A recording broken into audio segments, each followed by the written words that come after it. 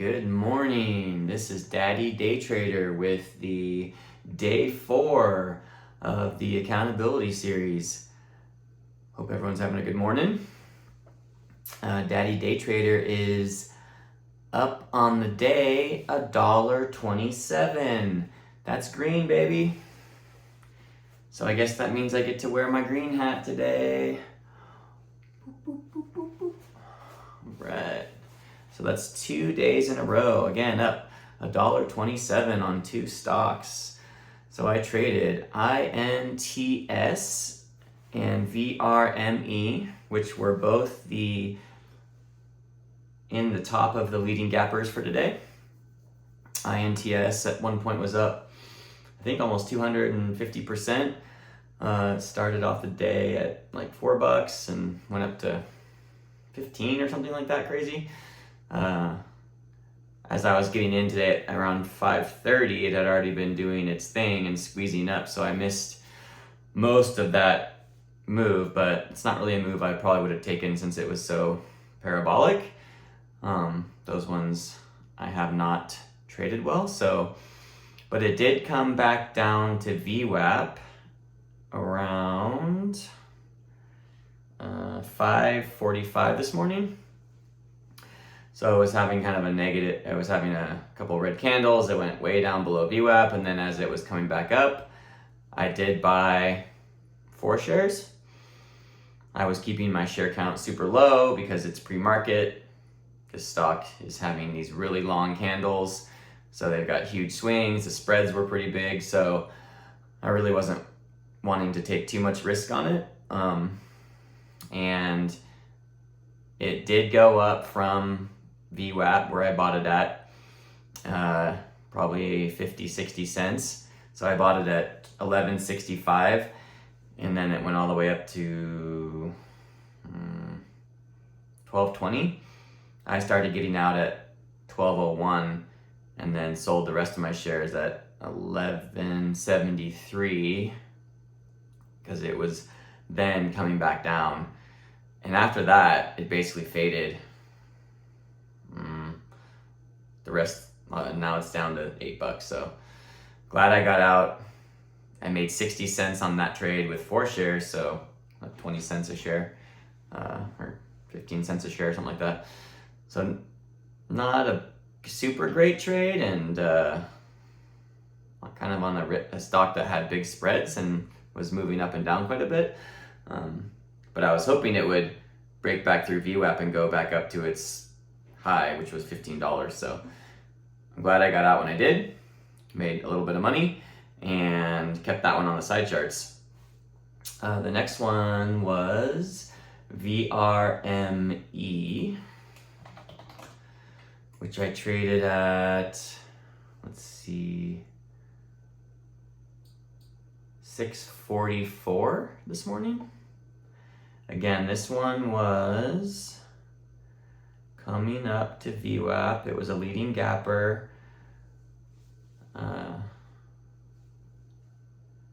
It did have a couple points of resistance. So at $1.36, it had rejected twice. So I had put a price line on my graph, on my chart, at $1.36. So it creates like a little red line that goes across your chart. And that was going to be my entry point. At the time, VWAP was $1.35. So whenever I have like a resistance point that's like a few pennies or so above VWAP, I'm not too worried about buying it at that next resistance point instead of VWAP because it's so close. So I set my little price line at $1.36, and at 6:39, 6:40 actually, it came up and tapped that $1.36 line, and then it flushed from $1.36 down to $1.28. Now I did not buy in on that break of VWAP because I had my second resistance line and it didn't break that one. So saved myself a quick trade where I would have got stopped out. And also the volume wasn't super great on that particular point in time for this stock at 6:40. So then I'm keeping an eye on it. It's coming back up at 644. It's now cruising up back through VWAP again. And this particular candle goes from $1.33 all the way up to $1.45. So I actually was able to get in at my resistance line of $1.36 as it was coming up through that resistance line and above VWAP. So my profit targets started hitting at $1.38, $1.39, $1.35, $1.45, sorry. And then I switched my hotkey. I canceled my orders and I put in my new hotkey, which is a break-even hotkey with profit targets at 8, 16, and 30%. In the hopes that it would keep going, and also if it went back down, that I'd get out at break even instead of losing money. So this one was interesting because it did go back down to $1.36, and since my entry point was $1.36 and change, my break even was $1.37. So when it came back down to $1.36, I got stopped out because of my hotkey, which is fine. But interestingly, $1.36 is VWAP at that point. So it taps VWAP, I stop out, and then it goes back up. From there, $1.36, all the way up to $1.61. So had I left my original hotkey there with a 1% loss, I would not have got stopped out at $1.36. And I would have kept my shares going for me, and it would have gone all the way back up to $1.62. So I would have had some more profit targets in there that it would have hit. So just something to think about. I might consider setting my future stop losses instead of at like break even, maybe at like right below VWAP, because sometimes they tend to tap VWAP and then go right back up again. So I'll think about that. Not sure. I like the way it performed today. I thought I did well. I made 67 cents on that particular trade. So between INTS and VRME, I made $1.27. So I took 2 trades today. They were both in my trade book. I'd say INTS was probably too risky. I should not have taken that one, only because it was going up so much and it had such a large spread, and it was pre-market. So I think in the future, I really need to work on considering, is this the type of stock I want to trade with my current trade book? And I'd say it's not, because of how risky it was and how much it was fluctuating. I mean, it had spreads of like 30, 40 cents at certain points in time, and I can't control my trades on those particular types of stocks, because you try and get out at the ask, you can't. So then you got to bail on the bid. The bid's 40 cents lower, and now you're at a loss. So it's hard to control those with my current trading style. And moving forward, I think I better not trade those ones, for my purposes currently.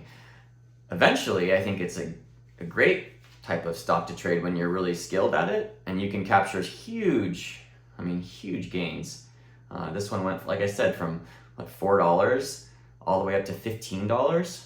It wasn't just like this. It had some fluctuations, but that's why I'm here. Those are the kind of things that you want to capture. But you gotta take it slow. When I first started trading back in 2021, that's the only ones I wanted to trade were those, but I found that I kept getting crushed by holding on too long. And they'd go up $3 a share, I'd get in at the top, and then it would go down $3 a share, and I just couldn't quite master that. So I needed to figure out a different strategy. And this break of VWAP strategy that I'm using now seems to work well for my personality, my quickness, my trade setup I have with Thinkorswim and DOS. So I really want to get this mastered.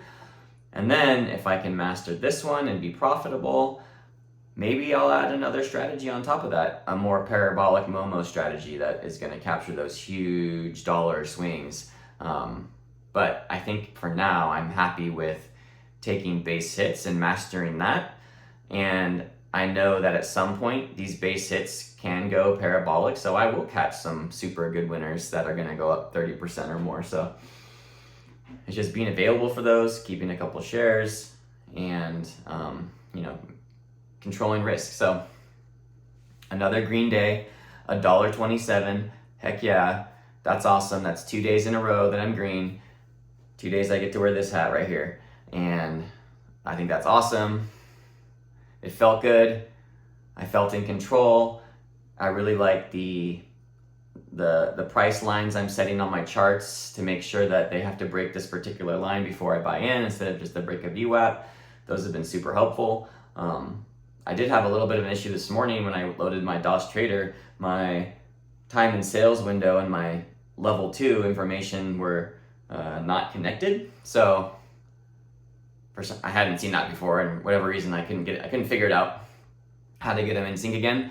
Like Thinkorswim has numbers you can allocate to each window, and those will link each other. I couldn't figure out how to link DOS Trader for whatever reason, so I contacted the help immediately. They're like, oh, there should be an anchor symbol on your level 2 window. Drag the anchor symbol down to your time and sales, and then forever moving forward, they should be linked. So super easy fix, but I guess I had forgotten about that particular functionality because I could not figure out how to get them linked again. So just a tip for you, if they ever get unlinked, remember that anchor symbol on the level 2, drag it to your time and sales.